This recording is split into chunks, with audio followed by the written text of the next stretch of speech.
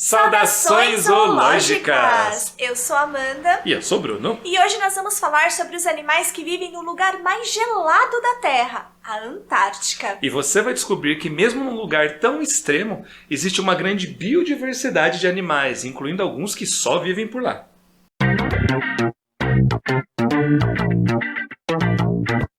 A Antártica é um continente localizado na região do Polo Sul do planeta Terra, circundado pelo Oceano Antártico ou Oceano Austral, que só foi reconhecido como oceano em junho deste ano, 2021, pela National Geographic Society. E ao contrário do que muita gente pensa, o continente antártico, além de frio, é também bastante seco. Mas, em algumas regiões, ele é recoberto por vegetação.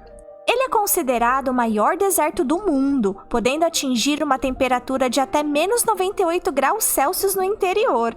Isso acontece porque boa parte da água está aprisionada no gelo e não na atmosfera. Mas mesmo com esse clima frio e seco, muitos animais desenvolveram adaptações para ocupar essa região, tanto em terra como no mar. E vamos começar falando sobre as aves da Antártica. A avifauna da Antártica é composta por cerca de 60 espécies marinhas e ou costeiras que não são residentes permanentes do continente gelado, migrando para regiões com temperaturas mais amenas durante o inverno. A única exceção é o pinguim imperador, que vive o tempo todo na Antártica. A maior diversidade de aves marinhas que habita a Antártica é representada pela ordem Prolaceriformes, que inclui os albatrozes e os petréis ou pardelas. Gaivotas e andorinhas também marcam presença na Península Antártica. Todas essas aves marinhas se alimentam de peixes, crustáceos e moluscos pelágicos que ficam próximos à superfície do mar, e algumas delas conseguem mergulhar para capturar seu alimento. Mas as aves marinhas que são os símbolos da Antártica certamente são os pinguins. Dentre as 17 espécies existentes de pinguins, todas no hemisfério sul, 7 ocorrem na Antártica. Os pinguins do gênero Pygoceles incluem o pinguim antártico, que é facilmente reconhecível por possuir uma estreita faixa preta na cabeça, abaixo do olho, o pinguim gentoo, que possui uma faixa larga e branca parecida com um gorro no topo da cabeça, além da cauda bem longa, e o pinguim de Adélia, que é a espécie de pinguim mais agressiva e territorialista. Certamente você já deve ter visto um pinguim de crista amarela em alguma animação, não é mesmo? Esses pinguins, que possuem penachos amarelos na cabeça e olhos vermelhos, pertencem ao gênero Eudiptes. Duas espécies desse gênero ocorrem na Antártica, o pinguim macarone e o pinguim saltador da rocha. Uma terceira espécie do gênero, o pinguim real, vive em uma ilha subantártica, a ilha Macquarie, podendo acidentalmente chegar na Antártica. Os maiores pinguins do mundo também vivem na Antártica. Estamos falando do pinguim-rei e do pinguim imperador.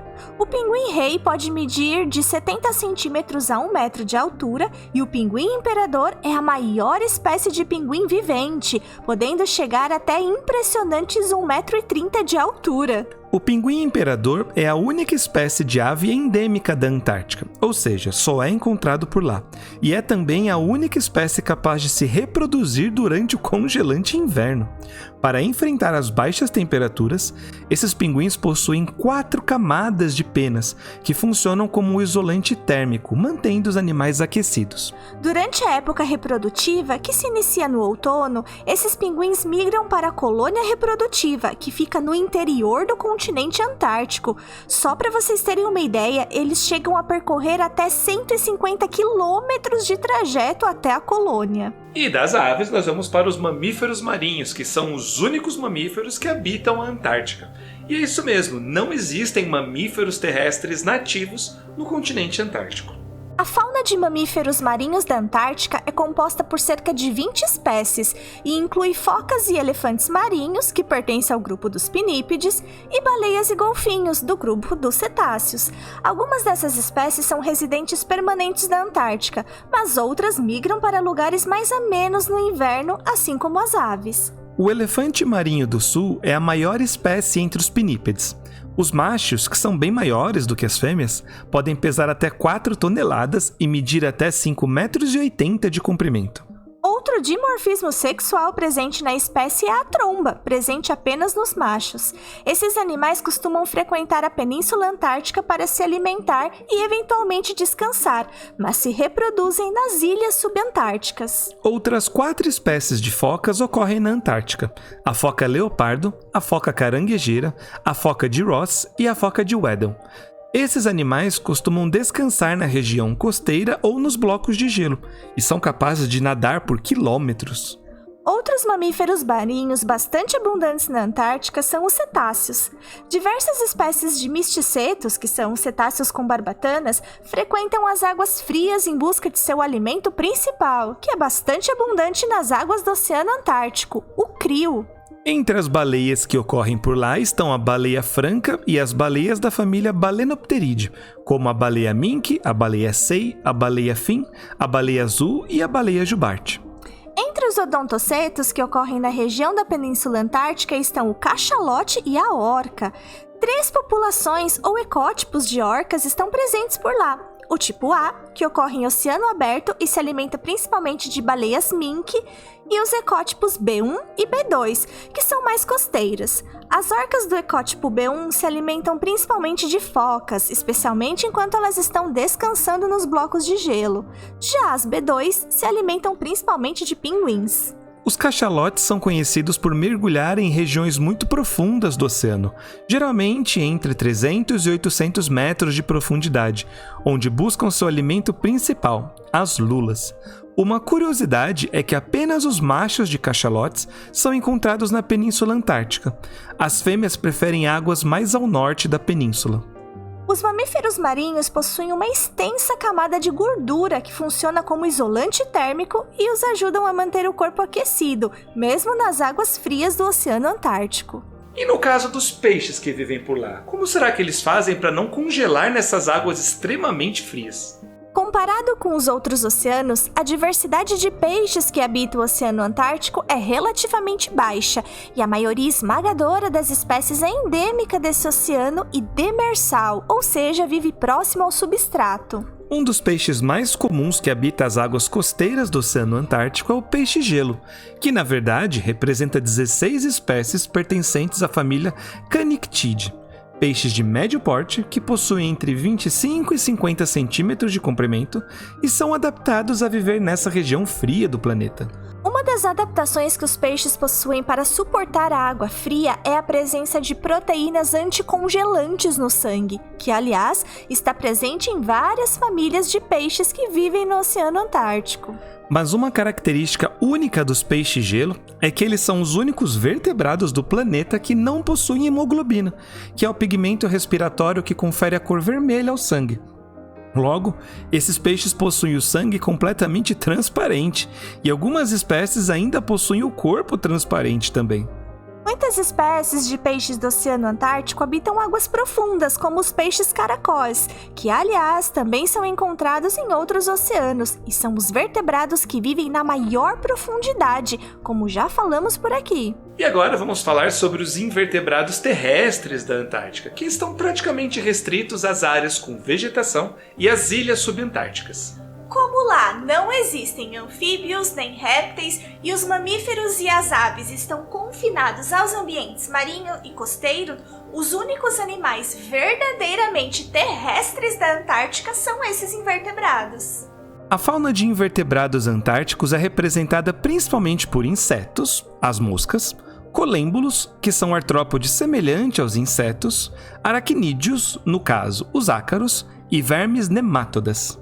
O destaque aqui vai para a mosca bélgica antártica, o único inseto que vive no litoral da península e não nas ilhas, e é endêmico de lá.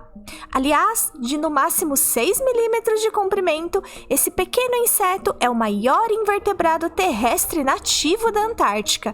Para suportar as baixas temperaturas, esses animais acumulam açúcares no corpo que atuam como estabilizadores das proteínas, impedindo que elas desnaturem, o que causaria a morte desses insetos. E se em terra firme temos pouquíssima diversidade de invertebrados terrestres, no mar a história é completamente diferente. Além do crio, que é muito abundante em águas antárticas e faz parte da dieta das baleias e de outros animais, as águas profundas do Oceano Antártico abrigam um molusco cefalópode impressionante. Estamos falando da lula colossal, o maior cefalópode que existe em termos de massa, bem como o maior invertebrado, com cerca de 500 quilos de peso. Ela é conhecida por possuir ganchos em seus tentáculos e vive nas águas profundas do Oceano Antártico e no sul da América do Sul, África do Sul e Nova Zelândia.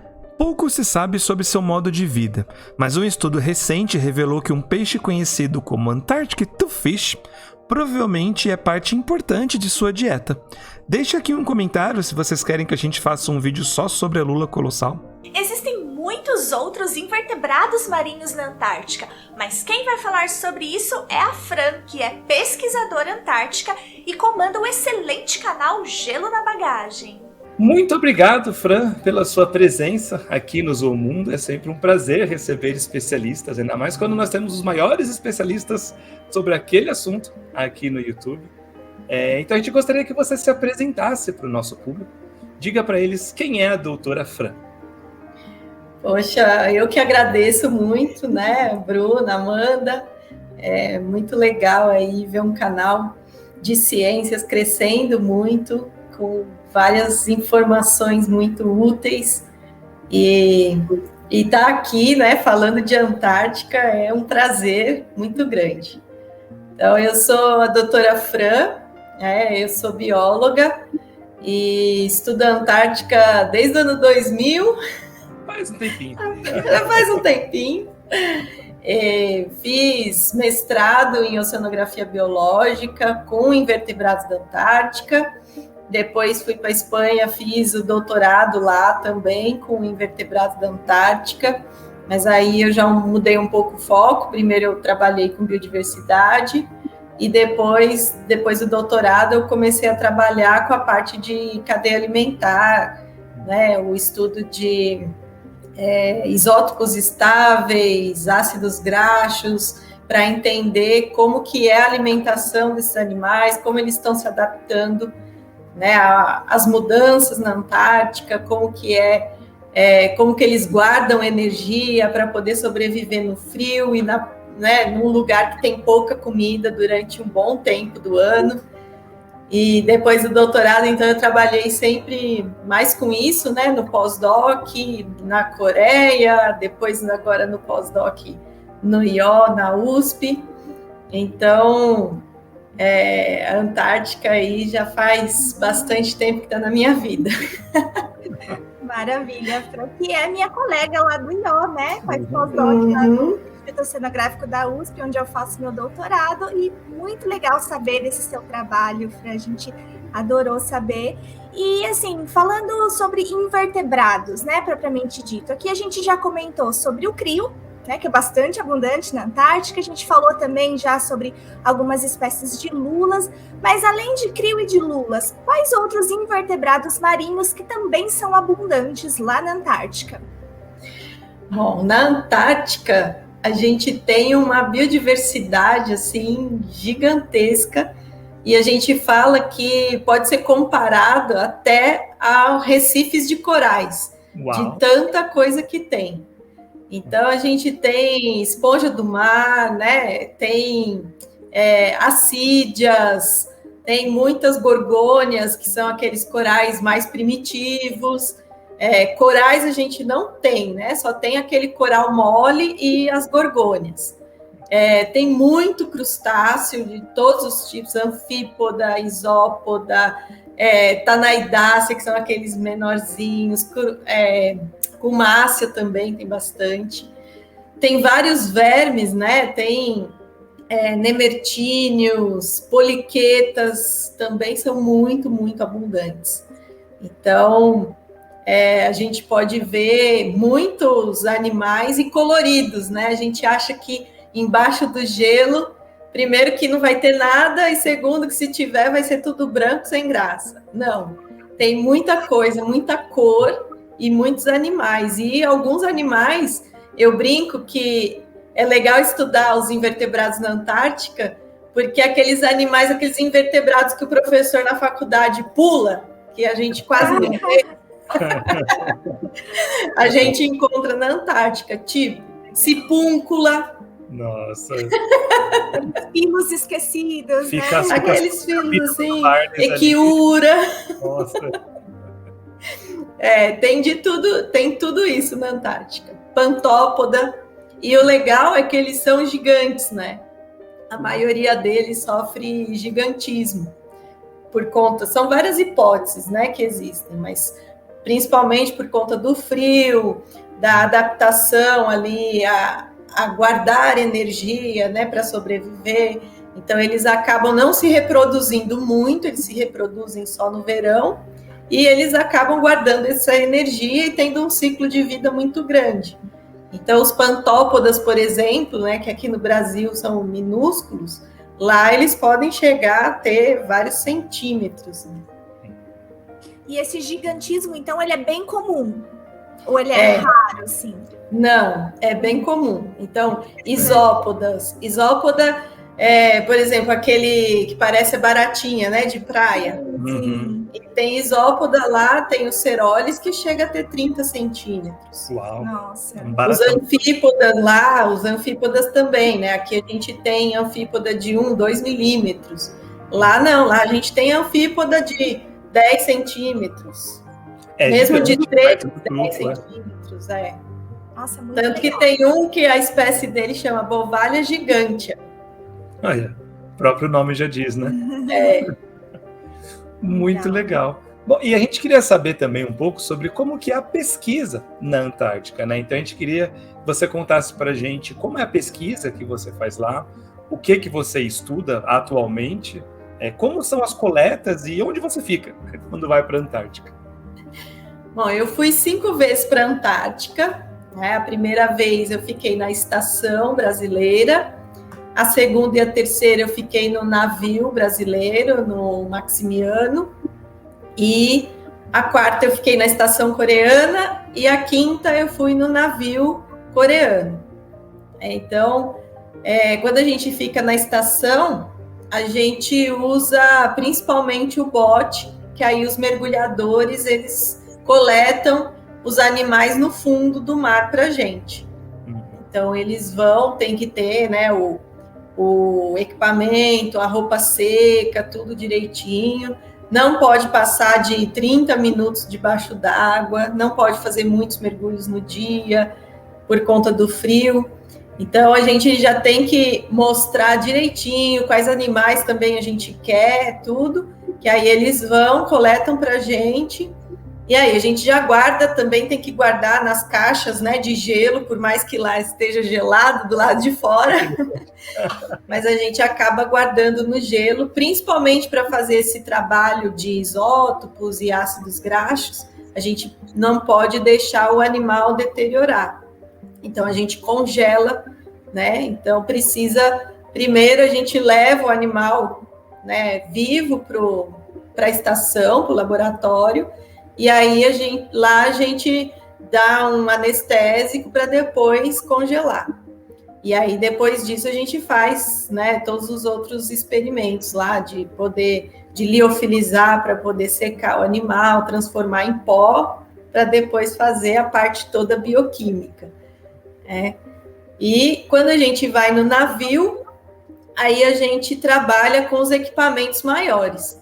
Então, tem o box scorer, né, que é como se fosse uma caixa que vai e tem como se fosse uma pá embaixo.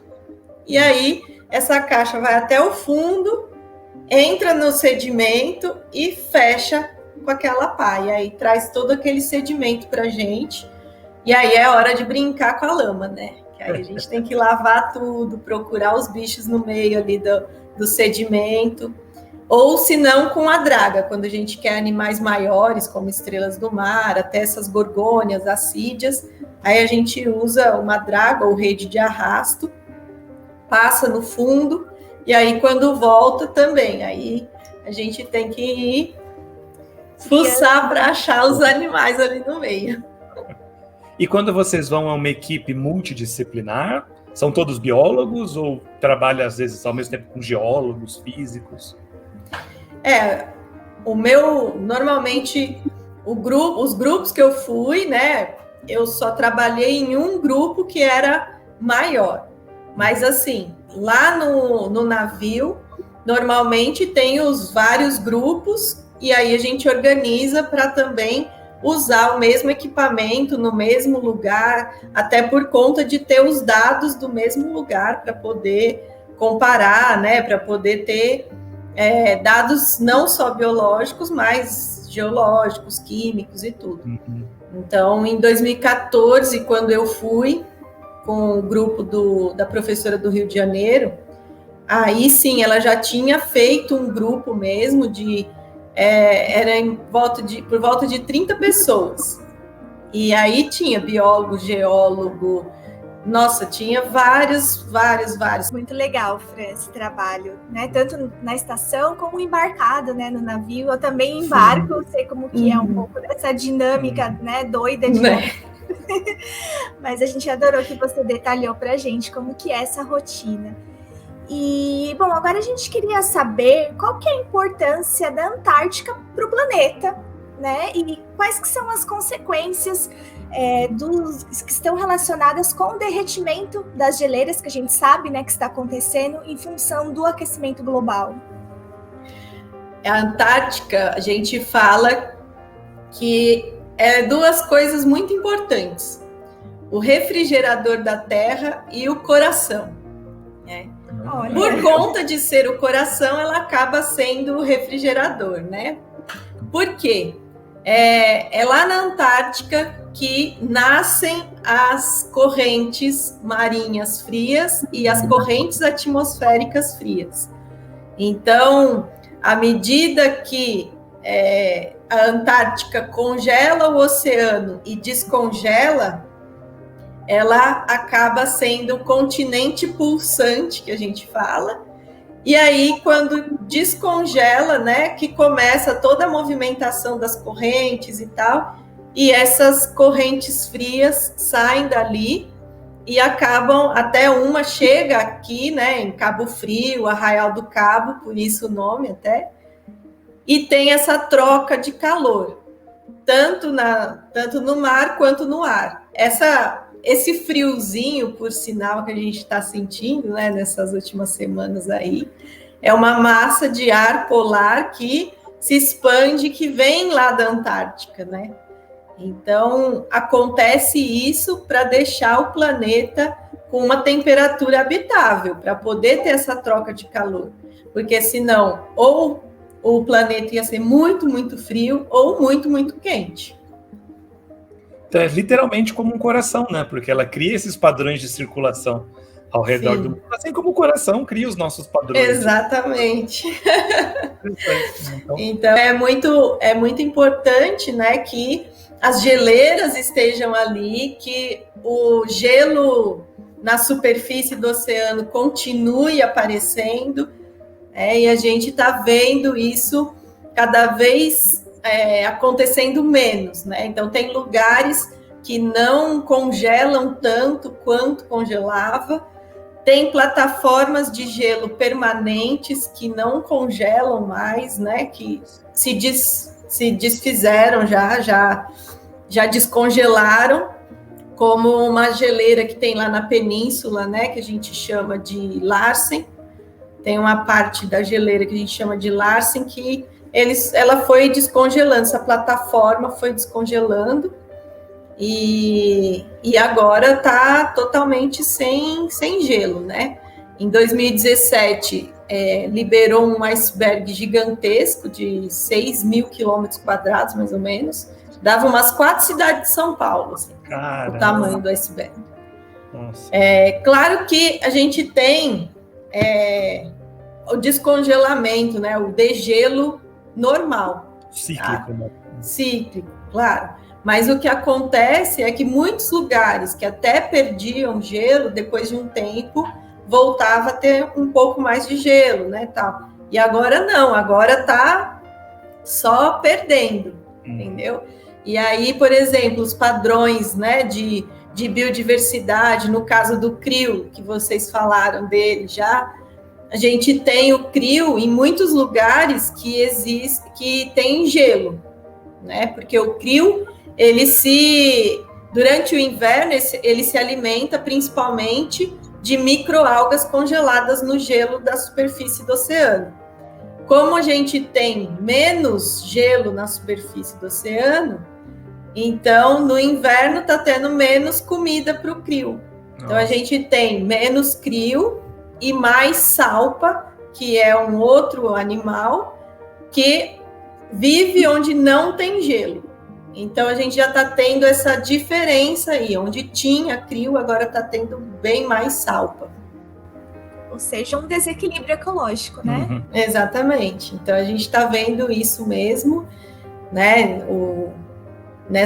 Nessas geleiras aí, eu brinco que na primeira vez que eu fui em 2003, a gente brincava, né, que ver uma geleira, ver pedaço de gelo caindo da geleira era igual ver leite derramar, né? Ficar vendo leite ferver. Você fica ali olhando, você não vê nada. A hora que você vira a cara, ferve. E era a mesma coisa. E agora não, eu tenho até um vídeo no canal que eu mostro que eu estava no bote, foi começo de 2018. A gente estava no bote esperando os mergulhadores, e aí caiu um pedaço de gelo na nossa frente, assim.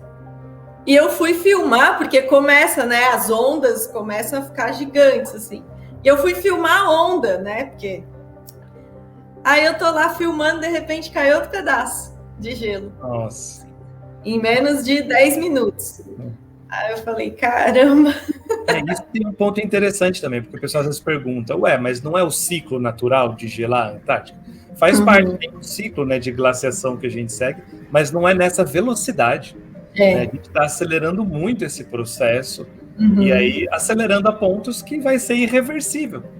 Né? Se as climáticas continuarem, vai mudar completamente, rápido demais a ponto do mundo e da biodiversidade se recuperar, que é o que acaba levando à extinção, né? De muitas espécies. E, Fran, bom, para a gente finalizar aqui esse ótimo papo, a pergunta que não quer calar, o correto é Antártica ou Antártida? Tira essa dúvida para a gente, por favor. Eu falo que essa resposta é a mais decepcionante que existe. Porque tanto faz. É Antártica ou Antártida, tanto faz. Nós, pesquisadores, usamos bem mais Antártica por conta do inglês e também pela origem da palavra de ser anti-ártico. Então, a gente usa bem mais Antártica. Perfeito. Maravilha, Fran. A gente adorou a sua participação aqui no nosso canal. Muito obrigada. A sua participação contribuiu demais para esse vídeo, que eu tenho certeza que vocês vão achar incrível também. E, gente, se vocês quiserem saber mais sobre a Antártica, ou sobre como ser pesquisador ou pesquisadora antártica, vai lá no canal da Fran, a gente vai deixar linkado aqui o Gelo na Bagagem, vocês vão aprender muitas coisas lá, com certeza. Valeu mesmo, Fran. Muito obrigado pela participação, contribuiu demais com o nosso vídeo. Eu que agradeço mais uma vez, brigadão aí, Zou Mundo. Então, pessoal, não esquece aí, curte, comenta bastante, se inscreve aqui no Zou Mundo. E vai lá no Gelo, se inscreve lá no Gelo também. É isso aí. Bom, e para quem não viu o nosso vídeo da semana passada, nós falamos um pouco sobre a fauna extinta da Antártica. Então, dá uma conferida, clica no vídeo que está aparecendo na tela e nos vemos no próximo vídeo, então. Tchau. Tchau. Tchau. E gostaríamos de dedicar este vídeo a todos os nossos embaixadores e embaixadoras que nos ajudam muito a continuar criando conteúdo aqui no canal.